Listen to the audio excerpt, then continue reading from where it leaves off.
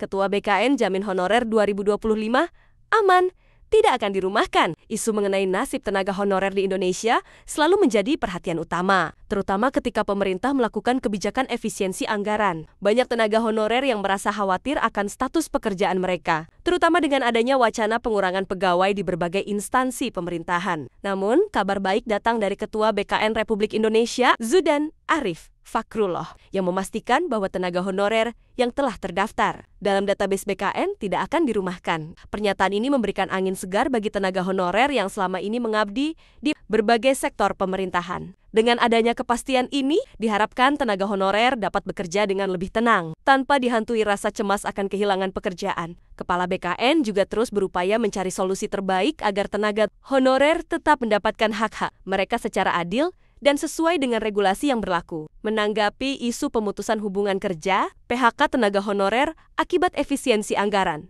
Ketua BKN menegaskan bahwa tidak ada pemotongan anggaran untuk belanja pegawai. Hal ini sejalan dengan pernyataan Menteri Keuangan Sri Mulyani Indrawati yang memastikan bahwa langkah efisiensi anggaran tidak berdampak pada tenaga honorer di kementerian dan lembaga. Menteri Pekerjaan Umum PU, Dodi Hanggodo, juga memastikan bahwa keterlambatan dalam pembaruan kontrak tenaga honorer hanya bersifat administratif dan bukan merupakan kebijakan perumahan tenaga kerja. Menurutnya, setiap tahun, tenaga honorer memang mengalami pembaruan kontrak yang terkadang mengalami keterlambatan akibat proses administrasi dan anggaran yang harus mendapatkan persetujuan dari berbagai pihak. Kebijakan ini menunjukkan komitmen pemerintah dalam menjaga stabilitas, ketenaga kerjaan, dan kesejahteraan tenaga honorer. Dengan anggaran yang tetap dikelola secara efisien, pemerintah memastikan bahwa tidak ada honorer yang terdaftar dalam database. BKN akan kehilangan pekerjaannya. Pemerintah juga terus mengupayakan kebijakan yang mendukung peningkatan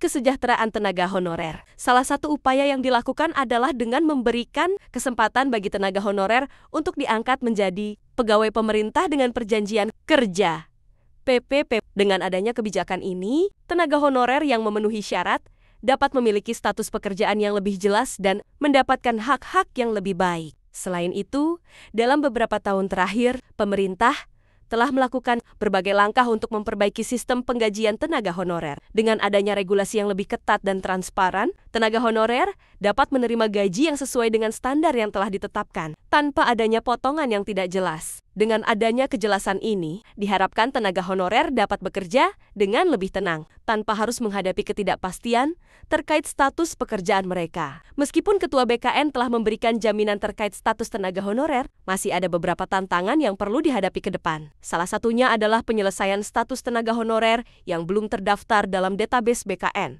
Hingga saat ini, masih banyak tenaga honorer yang bekerja di instansi pemerintah, namun belum memiliki kepastian terkait status mereka.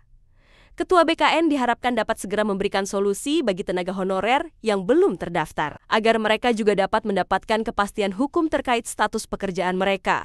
Selain itu, tenaga honorer juga diharapkan dapat terus meningkatkan kompetensi mereka agar lebih siap menghadapi tantangan di dunia kerja yang semakin kompetitif. Ke depan, Ketua BKN juga diharapkan dapat terus meningkatkan kesejahteraan tenaga honorer dengan memberikan fasilitas dan tunjangan yang lebih baik. Dengan adanya kebijakan yang berpihak kepada tenaga honorer, diharapkan kesejahteraan mereka dapat semakin meningkat dan kinerja mereka dalam memberikan pelayanan kepada masyarakat dapat lebih optimal. Secara keseluruhan, kebijakan yang diambil oleh Ketua BKN dan pemerintah saat ini memberikan harapan bagi tenaga honorer di seluruh Indonesia. Dengan adanya jaminan bahwa tidak ada tenaga honorer yang akan dirumahkan pada tahun 2025, tenaga honorer dapat bekerja dengan lebih tenang dan fokus dalam menjalankan tugasnya. Namun, tetap diperlukan langkah-langkah konkret dari pemerintah untuk memastikan bahwa seluruh tenaga honorer, baik yang sudah terdaftar maupun yang belum, dapat mendapatkan kepastian terkait status mereka. Dengan adanya komitmen yang kuat dari pemerintah, diharapkan masa depan tenaga honorer di Indonesia dapat semakin cerah.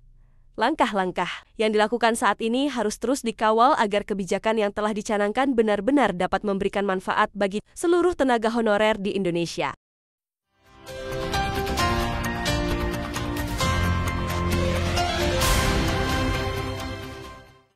Wakil Ketua Komisi 2 DPR RI, Dede Yusuf, meminta pemerintah untuk memperhatikan nasib tenaga honorer di tengah efisiensi anggaran.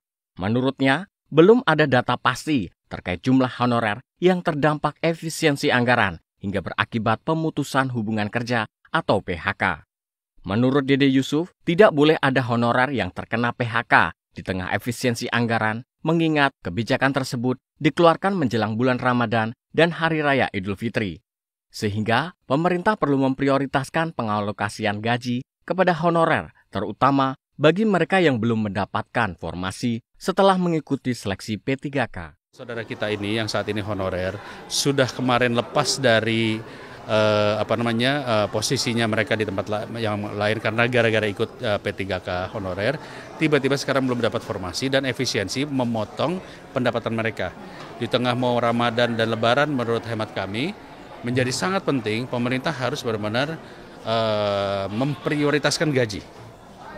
Jadi jangan sampai gaji itu hilang.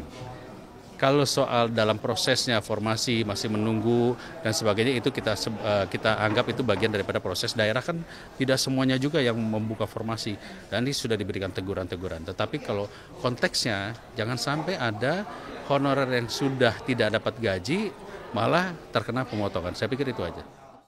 Dede Yusuf menambahkan, pemerintah sebaiknya menerapkan skema work from home dalam upaya efisiensi anggaran daripada memutus hubungan kerja tenaga honorer. Dari Pangkal Pinang, Alfat Rizky, TVR Parlemen melaporkan.